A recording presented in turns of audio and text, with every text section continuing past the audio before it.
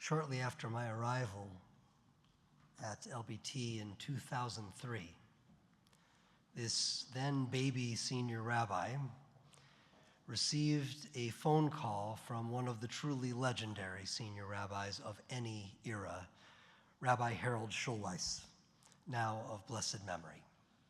Rabbi Schulweis was then the beloved Rabbi Emeritus at Valley Beth Shalom in Encino. And because our two congregations shared a number of congregants and scholars and leaders, he had heard a little about the new kid up the block and wanted to extend his gracious and collegial welcome. We ended up becoming friends and meeting periodically during the final decade of his life. Sometimes I would show up and he would present me with a personally inscribed copy of whatever book he had just published. There were many. One of them included his liturgical poem entitled Strange Envy. Its message: envy them, those who stand bent before the casket, wiping away their tears. Envy them their memories of warm embraces, gentle humor, birthdays, anniversaries, joyous meals around the Sabbath table. Envy the mourners who with sweet, bitter nostalgia slowly recite the Kaddish. For more than 2 decades, I have thought of Rabbi Schulweis's wise, poetic observation, his envy of mourners, as I have stood with you at the grave, sometimes bidding painful farewell to a cherished one who had enjoyed a long but never long enough journey through life, sometimes in your moments of greatest tragedy, greatest shock, sometimes when death arrived as a merciful escort from suffering to peace, sometimes long, long before we should have been at the cemetery together. Standing with you became more than just an opportunity to fulfill the mitzvah of Nichum Avelim, of comforting the mourner.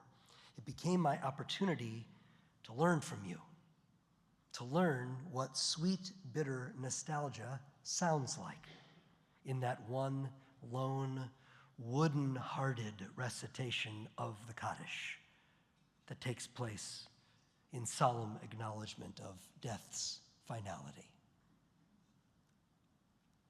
And as the rabbi had promised, I learned to envy you. To envy you. Certainly not for how badly you were hurting, but because of why you were hurting so badly.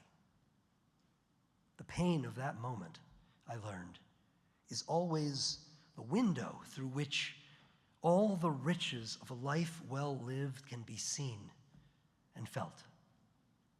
In that moment of visceral longing, missing, the heartbreak manifests in direct proportion to the gift.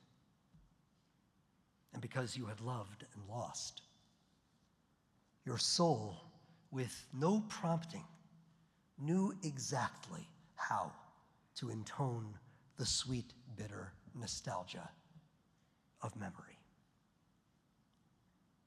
It is in that moment that I have witnessed so many times memory's reassuring stride into the vacuum created by death.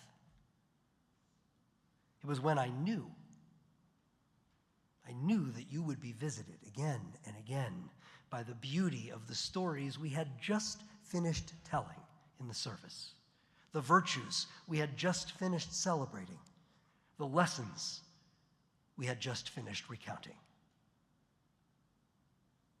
It was clear that these visits would not always feel good, especially at the beginning.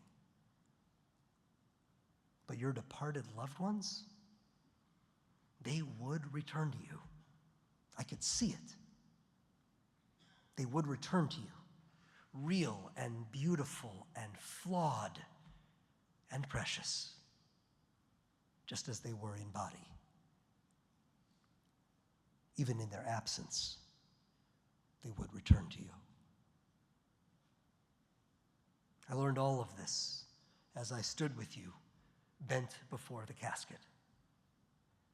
And then this year, I learned it anew as you stood with me, bent before the casket. You see, I now know through my own lived experience and through the deep honor of having accompanied so many of you through yours, that memory is more than a summoning of whatever took place, more than a historical record. It is a summoning of who we are, of who we have become through the permanent infusion of those we loved within us, as fundamental to us as the lungs that hold our breath. The great Rabbi Jonathan Sacks, of blessed memory, described this by distinguishing between history and memory. History, he taught, is an answer to the question, what happened? Memory is an answer to the question, who am I? History is about facts, memory about identity. History is his story about something that happened to someone else, not me. Memory is my story, the past that made me who I am, of whose legacy I am the guardian for the sake of generations yet to come. Without memory, there is no identity. And without identity, we are mere dust on the surface of infinity. One might wonder whether Rabbi Sacks's teaching holds up under the assault of a year like the one now ended, a year overloaded with history, most of it awful. What happens to memory when history is sucking up all the oxygen? A story.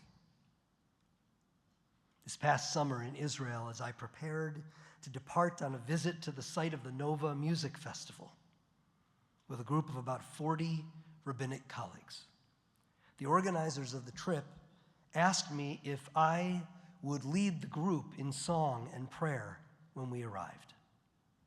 The truth is that my immediate reaction was to feel burdened by the request. I didn't want to have to gather myself to be the rabbi to all the rabbis in that moment. But neither could I imagine saying no. So of course I consented. And as I walked through the Nova site with its overwhelming displays of all these gorgeous young people cut down in their moment of transcendent joy, I was pummeled by history. His story and her story and their story. The time came to pray, and I led the group in singing Eli, Eli, a modern psalm of resilience, a yearning for a world in which beauty and faith will never end. And then we started to recite Kaddish. And immediately, even there, amid the thick presences of youthful spirits taken from us so cruelly, it was all Mom inside me. My mom, who had died just months earlier, and for whom I have been reciting Kaddish all year long. Yitgadal v'yitkadash, and spirit muscle memory took me straight to Mom. With all that raw grief right there in front of my eyes, still there was Mom, returning to me yet again. You see, Even history is only witnessed through the lens of my story. Have you not thought often this year about the souls who beckoned you here on this Yizkor afternoon, how they would be weathering this terrifying year, what they would be saying or doing or feeling about it, how they would challenge you to respond to it? I was leading a Kaddish for the massacred souls of Nova, but it was Mom's giant heart, how she cried so deeply for the suffering of the innocent, how she'd made a crier out of me,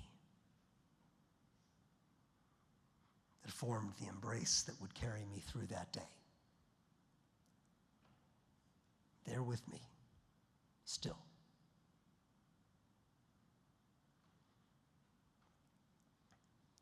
My mother held me at the Nova site, no less than she would have if she'd still been alive. This is the majesty of memory. Mom returns to me all the time, in ways invited and uninvited. It doesn't always feel good, especially in this first year. But what relationship ever feels good all the time, even when both partners are among the living? For blessing, she remains the richly complex presence that she has always been, because that presence is in me. She is not consigned to history. She is alive in my story. Sweet bitter indeed, and worthy of envy.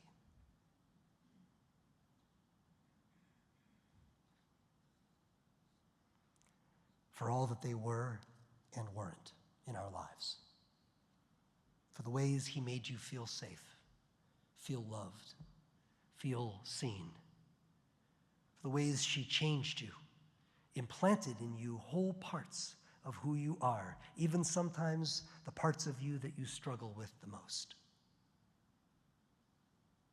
For the kindnesses you miss but remember, the wisdom you ache for but haven't surrendered, for the questions you want to ask them, and the answers they'd give, answers you already know,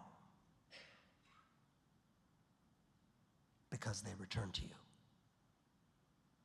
all the time, in moments invited and uninvited.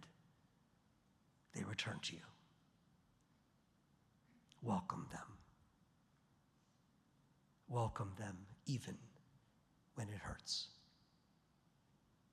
that they and their stories will live.